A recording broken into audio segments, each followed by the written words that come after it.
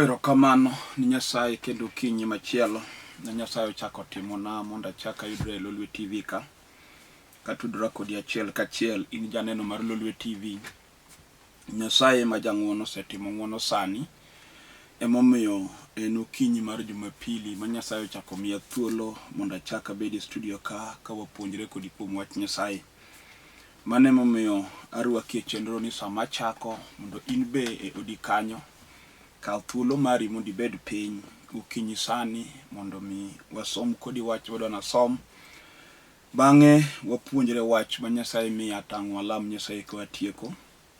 Ang'en en Jumapili, seche moko in gi wecheni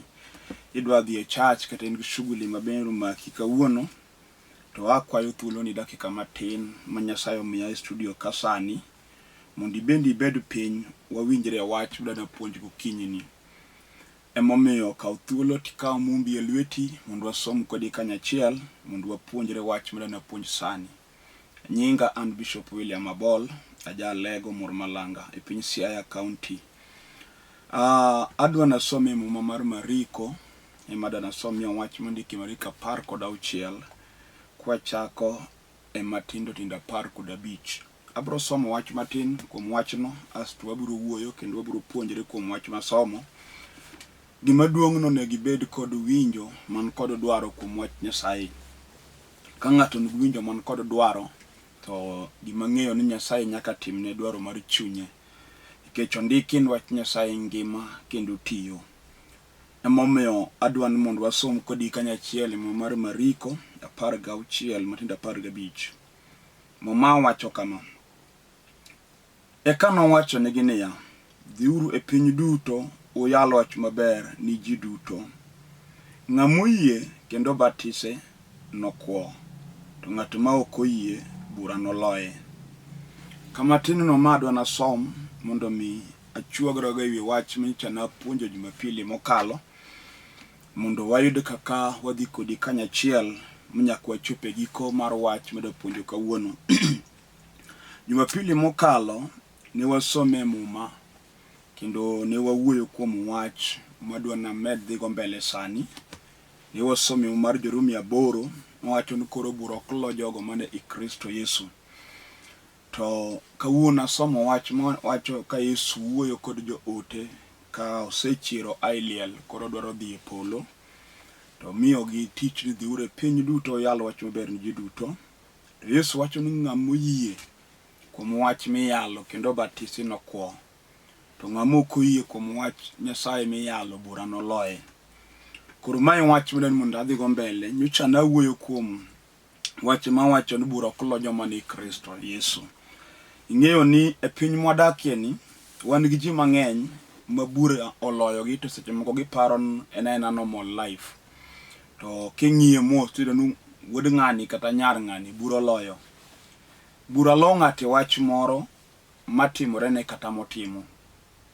Inya yudo ka bura lo ng'ate gimoro matimore ne kata motimo. Koro adwani mondo aler wach ni mondo iwinja. Gimomiyo iyalo wach Nyasaye en nikech muma wacho kisomo muma mar Luka, Yesu wacho ni ora mondo aful gony ni jomotwe. Tiende ni dhano mani ringruok mangima monyuole gi dhako inyalo bet e jela, ok mar piny Kenya mitero ng'ato kod diaga kata kamiti, to jela mar jachien. To jachien nomako dhano kochakre puothe Eden sama Adam notimo marach gima Nyasaye nodagi. To mane kama Nyasaye nokawo dhano mokrwako e jela ka jachien. Tiende gima wacho en sama dhano ne ni puothe Eden kapok otimo richo, ne gidak maber e yor kwe, ne ngima ne tuo onge, tho ne onge, kech ne onge, duk ne onge. Gik masando ngima dhano sani ne onge puothe Eden. To sama ne jachien obiro mowuondo Hawa magitimo gima Nyasaye odagi ga Adam machuore, to wachno nomiyo bura oloyo dhano. Kech bura nolo dhano nikech noketho chik Nyasaye. Kata piny Kenya ka wan kod chike mokete e Kenya ma kitimo against chik kata timo gima chik ok dwar, titeri koti yali, to ka bura oyud ni timo adier tidwaki e jela itweyi kech iketho chik mar Kenya. Nyasaye be nomiyo Adam chik mage kokete e puothe Eden, mong'isa ni aketo puodho kila kitu nyaka le gik mane ieke e lweti. to nitie wach achiel maketo ni kik itim. Kik ipon kata mulo lemo achiel mani katikati mar puodho. Chieng' ma inimule tho to initho. Koro chieng' ma jachien nobiro mo convince convince Adam magi ketho chik ma Nyasaye nomiyogi. Chieng' ni mabura noloyo dhano manorwakgi e jela. Koro wan duto te minyuolo e kido mar dhano inyuolo ka tiyari buch osega ng'adi. Wan mabuse ma jachien nigi teko mar sando. Nikech gimomiyo wacho ni nyuolo ko wan mabuse already nikech wan koth Adam. To kikao bando mipidhe puodho to koth bando no bro mna nyuolo bando. Ok obi nyuolo bel kata omuogo kata gimoro amora. To bro nyuolo mna gima en. Koro nikech wan koth Adam. Adam ne en jaricho, koro kothe te gin joricho. Moki kite monyuolo kido mar Adam gin joketho. To richo no emomiyo norwako Adam e jela, te emomiyo wan be wadongo onyuolo ka wan e jela. Koro gimomiyo inyalo wach Nyasaye tok ka dhano oseketho morwaki puothe e jela, moriembe puothe den kama ngima ne nitie, kama kwe ne nitie, kama tho ne onge, kama kech ne onge, chiemo ne nitie. Tok ka dhano oseketho moriembe oko e puodho no, mas to koro dong' e jela kama koro tho nitie to tuoche nitie. To buro loye yore te. Ma Nyasaye nyise kisomo mar chakruok 3 ni initig luchi kendo kuom luchi wang'iye ka ni chiemo. Kendo nokuong dhano nikech richo mane Adam otimo e puothe den. Koro bura noloye morwake jela mar kuong. To Nyasaye nikech nochweyo dhano e kite owuon, noparo yo madochako kombwago dhano e jela kama ne jachien orwake dhano. Ing'eni wan gi joma nomak kata nong'adnegi buch nek. Tayudo ka ng'ato chako appeal case, machako yal case molo. To Nyasachwa noneno ka dhano buro loyo kendo jachien sando joge manochwe kite owuon, onego ji gi richo, onego ji gi chandruok kendo timo gik maricho sana ne dhano. To nochuno mondo dwar yo makoro warogo dhano e jela kama richo norwake dhano. Mano mipango ma Nyasaye nochako timo immediately sama richo nonwang'ore puothe den. To notem gi remb rombe gi gwen gi diek gimoro amora, to ok nowaro richo ba dhano go. Kendo mane gimomiyo Nyasaye mowacho ni sama ne Hawa gi Adam otimo richo noyang' lethi i bungu kanyo i puothe den ma pien lena ema no umgo dug Adam kod Hawa. To mano no kotieko richo mane gitimo. Ko nochuno Nyasaye mondo dwar yo madowargo ji e jela mechien orwake dhano. Jela to ne ji understand nikech kata in maseche moko inena okinyi sani ni jela to sinokia ka nini jela. Kich kata mna kongo mineno mi madho no. Mane na jela. Medala jachien oketie momi madho mithoe. Kich wan gi miere ma jela jachien orwake ji and the end mer. Iyudo ka ng'ato mer mabed nyathi matin kata dayo moti. Mer. Miwinji ka ng'ato wacho ni kongo en kothwa. Teneno mano jela madalagi. Mano gima jachien nyalo sandogo anyuola moro. Miyudo ka anyuola ni ungo ni jokongo. Moko ben tie jela mar kuo. Minyoro rembe joka ng'ane gin ga jokuoge. Ok no mano rembegi, mano jela ma Satan nosoye dhako no kata dichuo no amosoye dala no. Momiyo ka nyuol ng'ato to nyaka ng'iyudi ng'ama tho ikuo. Rembe joka ng'ato. Miyudo ni seche moko idala ukanyo kikwano jomarisa sosenego kokwelo. Inyayudo ka gin ji mang'eny. Moko be nogo kod kite, moko no wang tile. Seche moko nyalo bedo ni kata in mama, nyithindi minyuolo ma mokiteri skul somo maber, monego ti kendo kel konyruok e dala. Iyudo ka remb dala no makoro kikuo. Mok gidwar tich, gin joma badhora badha to tich matiyo maber bende kia. To kiwinjo fununu kata kinono gitero nyithindo gi jokuoge. Ten remb dala gi cha jela ma dala gi cho mako gi. Mano ko jali kata ng'ato ni kod degree. Nyalo somo mibede ja degree lakini chieng' no negi gi risasi yor kuo nikech mano jela madalau. Koro Nyasaye no paro yo madowargo ji e jela maricho norwake dhano. Omiyo no chiwo Yesu Kristo ma wuode mondo bi ochiw ngimane ne piny mondo war ji e jela mar richo. Omera jela rach. Jela rach, jela nyalo miyo yud kata dala ma ji donge kiyudo nyaka jaduong' ma wiye timo lwar katho go kimi higi mokimi okonego make. Kich jela madala monyuole kata rembe gin jend chode. Eni chode ma kata ng'ato titi yudo ka korako chal kijana matin. Yudo korwako law kata rwakruoge kende jaduong' man gi nyikwaye. rwakro ke nyisi ni mae jaraha eno neno gando koro riek eno neno mane ndalo ni kokiega ni jela madala gi manego ji kod chode emo make kendo ji mang'eny kata kiwuoyogo to gichayo wach Nyasaye miyalo nikech gikia kaka jend jachini tiyo ng'ato moko ni jela mar dhier makata itiyo chamo msara kata in gi biashara kata itiyo tiji mar jua kali pesa tin wang'o makibet piny tinyalo kwano kata dwe achiel pesa minong'e ni pesa maber monego tim gimineno lakini nikech dalau bura noyal morwak ji jend dhier ma ji thoi kudhier makata isomo kata in ng'ato ibro tho kidhier ibro yudo kaka tin wang' pesa to pesa no gimo konyigo onge en gima la midong kigo kwano moke yudo answer mare nikech jela maneje chino rwake jodalau kata rwakie en jend dhier nyalo tiyo ng'ato makata ng'ama igeno miyudo ka seche moko kata in ng'ama onego tim projects minyalo ne to itiyo biyudo pesa ni maber seche moko milos kata kawo mna gari nyiew kata gari ma transport ikete barabara mi bende wachni wang' da chako business mabang' endugo la oko to nikech jela mar dhier emo ketu e jodalau ibro poka gachi mikete barabara ndio koring wi gari kapok oyudo accident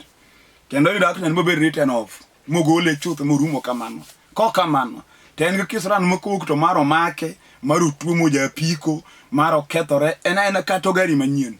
mipenyo nang'o matimore kech jomoko nyiew gache maringo gari ringo matikende muteni wikidi kech hik gari no rumo to in kata nyiew na personal car to kiringo dwa achiel kapok otuom ituome miyudo ko en gima obedo written off tenen gima ne dalau kanyo kudwar gima ber to kata yudo mna milion makuri keto pesa piny do timo gimoro tipo paka kes moro biro ni makoro kendi ni kote yalo ma pesa mi dungi tim go project monego konyiru muni court kimako go lawyers and everything gima timore kanyo ne ginon gima miyo wanyalo wach Nyasaye ok wanyalo wach Nyasaye nikech din onge ma ji leme din to in go maduong' kendo man gi nyinge to jela medalu lo nyeki din kanyo kendo gima jechini timo nigi lembi ni ng'eyo maber to gokinyi sani mumwacho nwa yalo wach maber ni duto to ng'amuye kum Yesu Kristo mobatisi jalne manokwe jela mojichino mako go jodala gi kata makego ukinyi sani unegi winj wach mayalo madonji ni maler kati bedo dhako mane dier ode wan gi miere mojichino lo nyi wagogni makati nyara ng'ato majaber ura mar dala nyalo loyi minwang' ka in ng'ama kendi onge ido mna joma nyuol kodi to ng'ama kendi malungi chiege to onge kendo in ng'ato iwuondi ka nyathi miyo ng'ato wacho nodwa kendi mochak kode maisha kage modhi to kosemi ich to wei wacho miyo seche moko yalo ni gokinyi sani kedake odi kanyo tin gi nyithindo adek mi wegegi opogore nyathi ka nyathi ni wuonigi to jok monyuolo kodgi te onge man kodi to onge ma support kata nyathi ini blame ga jogi koking'eno ma to jela mna medalau mukete ni ini bro tho ka onge dichuo motimo nende liendi kech mano gir rembu wan gi miere moko makana nyinyo ka ng'ane ok tedga koro di bedi penyi tang'o motimre mi wacho ni joka nyinjo ka ng'ane ok tedga tiene nitie jela biche no twego wagogni menyuole remono makati jaber kati somo kati riembo Mercedes Benz tibro dak musomba ka dichuo onge mokendi mano kobadho jachien kati lungi mweshimiwa mirito go bunde migonu salute michung'ne kochopo tiburu chung'ni iburu lungi nyinge go te to jela madalo mar koso di tedo to leo kodi mano kati bedo lawyer nyabedo lawyer mayalo buche court kabisa mabura kabura mimako te loyo lakini buche dala usiep na kati bede chwo matamo chwo da kod mon to loyi omi onge dhako kati ng'ama lich kendo jomane ni public wani in ng'ato lakini kulwinye kiburi kami ae timoko kalori moko michuodho to mai momi nyalo Yesu ja Nazareth ng'ata manyalo waro ng'ate jela majechino twe ng'ato kato maki uketi ma in gimara mora mipango kitimre ka kidwaro wan gi jomoko magik mopango kethore kato tem to kuogne kijechino tamore to wan gi Yesu ja Nazareth mayalo injili mare go kinyisani katini dier odi kanyo ido ka jechino keto buri kindige dhako winjruok onge udak kalemo dake otachiel mang'ato kuo kod wadigi when udi moji communicate with messages to uni ot unindo mni otachiel lakini jechino tamu okunyalu wuoyo ka jomodak en pogruok mar mrima marach modonjo kuom dhako ma dhako ng'isi no bro negi tadiro bro mna negi adier koki fwenyo na wach me yalo sani gokinyi mundi kaw Yesu ruoth obed ruoth e odi kanyo tibro neno gi waje chien wacho no kotimo kichwan gi dhako miyudo ka nitie wach modonji chunye mumiyo en olokre wild okodwar winjo gimoro amora en lweny wacho miyo ji opogo pien ma ji opogo nyaka rooms mag nindo nyayudo ka dhako ni room achielo dichwo ni room achielo nyithindo be nie ot ka mano gimoloyo pesani kech pesa to ingo ka pesa dikeli kwe to dumiu kwe gi dhako lakini otamore kech mano jela mano loyo sombi kata udhom kizungu lakini chino loyi bende ngeno loyi odikanyo gik motimi neno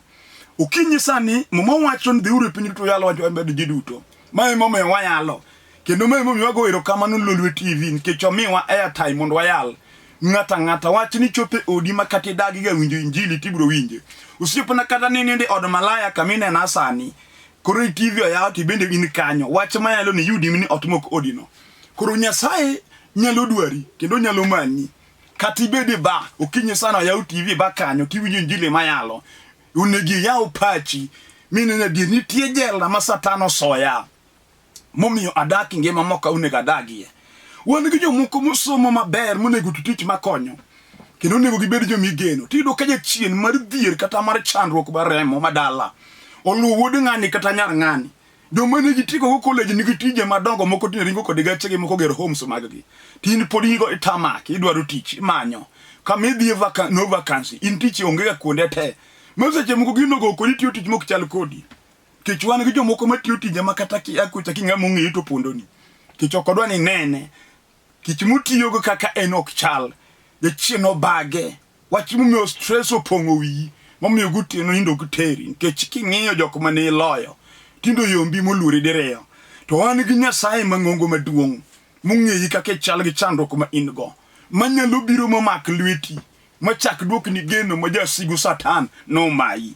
mumo wacho Dhiuru piny to yalo wacho maber ji duto injili yalo mondo ketgo jachien court mondo donjnege mastaka momiyo sando dhano to ji mang'eny odagi winjo wach Nyasaye dhano hero piny grag mag piny molo wach Nyasaye koro mumo wacho ni wanyalo wacho ben ji duto kata mna in ni bet piny menana sani gimomiyo yalo en mondo Nyasaye okonyi din to in go yie kendo kanisa mileme okadagi kata in jatelo mar kanisa lakini ne bura mulo igi lembi no te jachien morondi modwanyi mokethoni kila kitu kuomi ti wach na dir ki wacho ni Yesu wacho no yalo wacho ben ji duto to ng'amo yie no ko to karo nega yie kati bed ng'ano unegi yie kuom Yesu Kristo kaka ruoth kendo jawar nikech kokiyie to gima nolo kwarubro loyi kichwon gi miere moko makedonje to dayo mamina dala ywago nyuol kadhako moko no nyuol nyithinde monyuolo te onge mageno kuomgi kata ka gin mayawuoyi onge mamiye kwe magogni onge mamiye kwe en dala makidonjo tido kadayo maun dala nyithindo pongo ode chalo kamipidhe nyithikie mago nyithindo wagogni manyonyuol to duoko ndaye dala wagogni go moko setho moike tok chiel nyithind godong kanyo kamitere nyithindo gionge jachien oketho dala ni adier making nyotido ka gen onge seche moko mane dala monyuolie tibende kiyalo Nyasaye to podu chunyi teka kar mundi ne dira aka matek mako Nyasaye momako lweta to kata no kanyal toboa to ido ka jachien podu tami ni podu siemo ni podu kanyal wari ngise ne podi tin kanyo wacho ga jachien ngise ka ni tin yani to kata kin kijana matin podi kokeno to gik jachien osetimo kodi dongo molo magik ba jaduong mutiyo osetimo kichwan gi kijana matin ma jachien obago ma en ko mondo dwaro nyako mokendo ko kendo kata yudo nyako no chako no dak go kolumo so ni mando dhako mano sege yiko chwore ma eni mutero ga dhako ma chwore no setho jachien chako kodi kamitieko go kich no ketho gdalau to kiyudo wach Nyasaye mar warruok miyie Nyasaye nyalo chako chungi kendo nyalo chako duok ni geno mumo wacho Dhiuru piny duto oyalo wach maber ni ji duto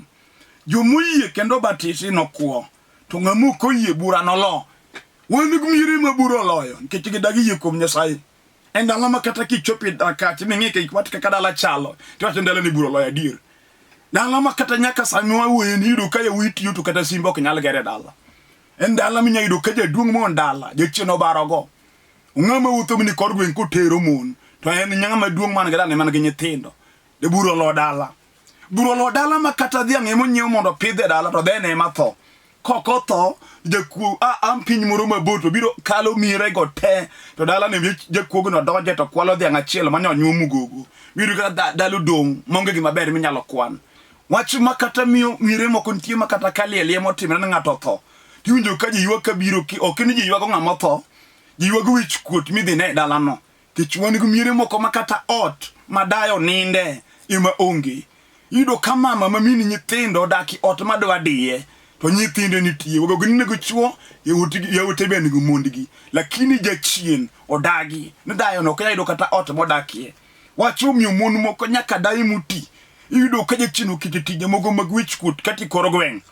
dhako manigi nyithindo monego bende pidhe kendo rite nya yudo ka seche moko ndike otiyo tiju maid e gweng' e od nyathi moro matin Mombasa nyakware imoti olwoko gik moko to dogon ot duster gi jachien odagi no konya daki ngima maber to ma e wach momiyo wayalo Nyasaye manyalo yawo dala jachien oloro kinyalo winjo injili mi Yie Kuom Yesu Kristo kaka ruoth kendo jawar moch dadira neno kabura to loya kendo kata ka wuotho ta seche moko tek koda wach ni wuoyo koda seche moko machunya par mondo mi adera kicha sete ngima na motamore tawinjo kiyalo Yesu manyalo golo ng'ate jela kama Satan otweye inyalo yie gokinyi sani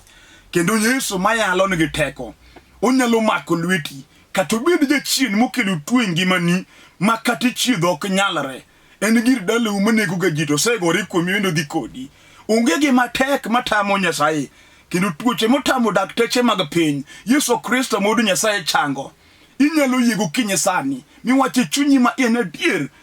Nyasaye to nego konya Nyasaye onego kecha usipuna seche moko wuoyo kodi tinilalo oko nindok dalo tami wan gi chuo makata kidhi Mombasa tinjo gin gitimre gin jo Mombasa seche moko na jalego thurwa uchinde mag lal no lawe molal kode oko manyake lupi monego bendi puro manyithindi dakie jomoko no ne metindo tie kende mapuro inje chino lal kodi oko wach ma jachien nyalo go ng'ato oko makata mama ni motho kidogi liend minu ok nikech ionge pesa lakini jachien mar lal umaki to wach mayalo nyalo gonye jela mar lal no meduoki dala kingima nikech wani gi miere miduoko mane jela ka gin maite kendo wan gi dala makata kini kijana matini na TV sani to ne gine malongo wan gi dala ma jachien oyiene dhi kapango to gikone ni bro dok kitho onge ma oko na retire kangima meduog ma timgike dala kaka wuod dala jachien nego ji tiduoko mna kibiro ik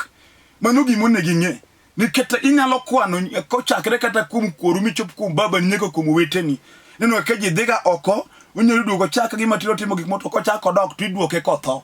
mai ke dala ka onge gima ber mo ago oko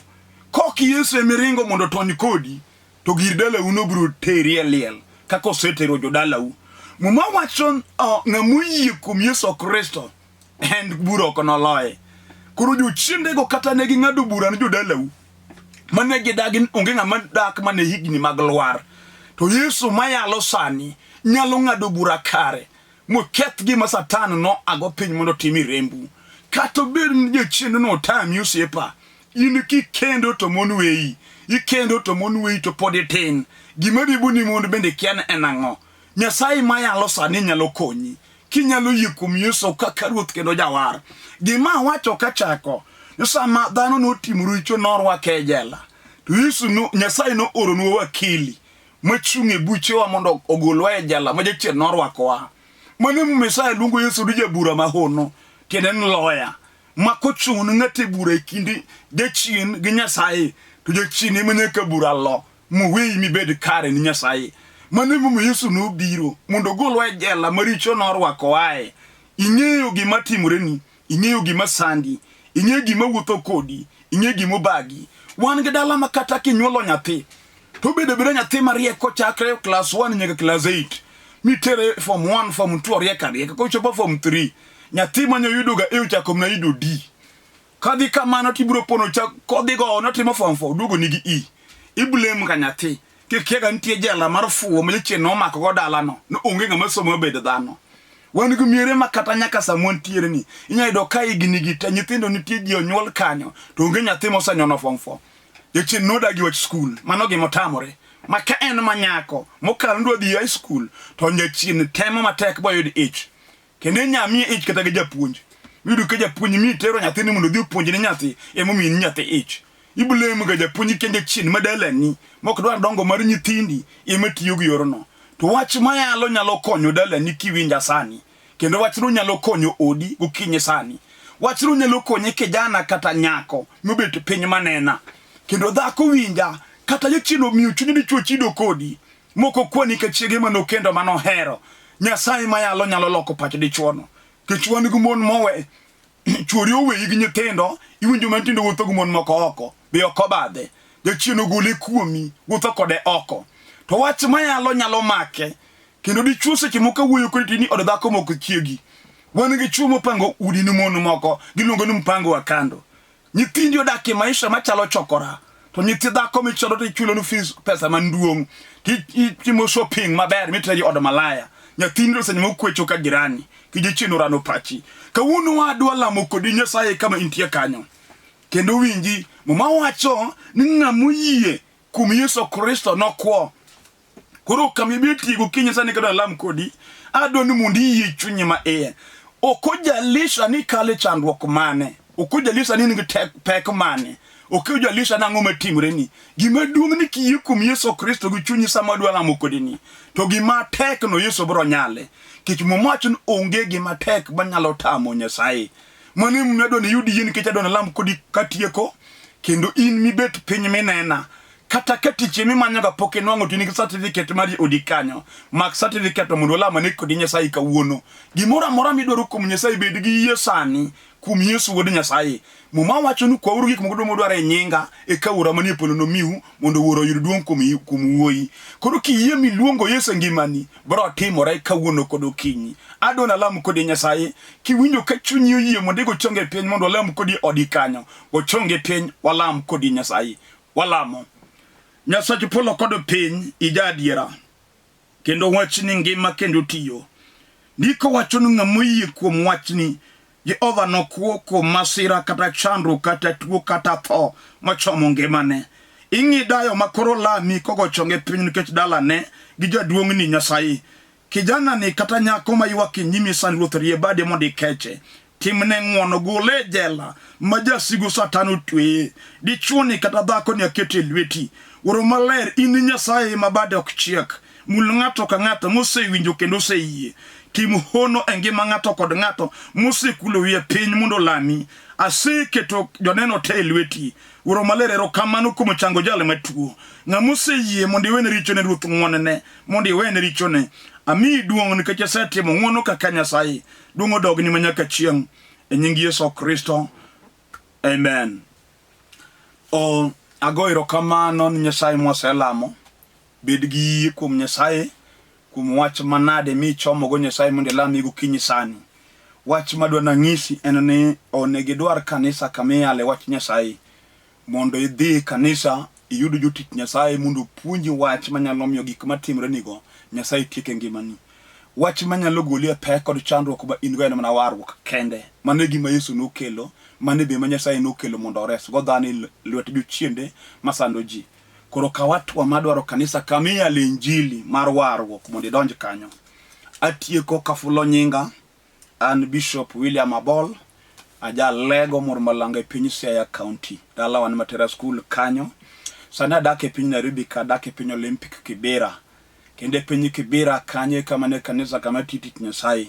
arwaki in janeno ka in piny Nairobi ka mondo nwang thuolo kata kawuono gi Jumapili mondo ibie kanisa namba na mag simu e korenge screen kanyo ikaw namba mondo igoch na mondo direct kichope kanisa kama antie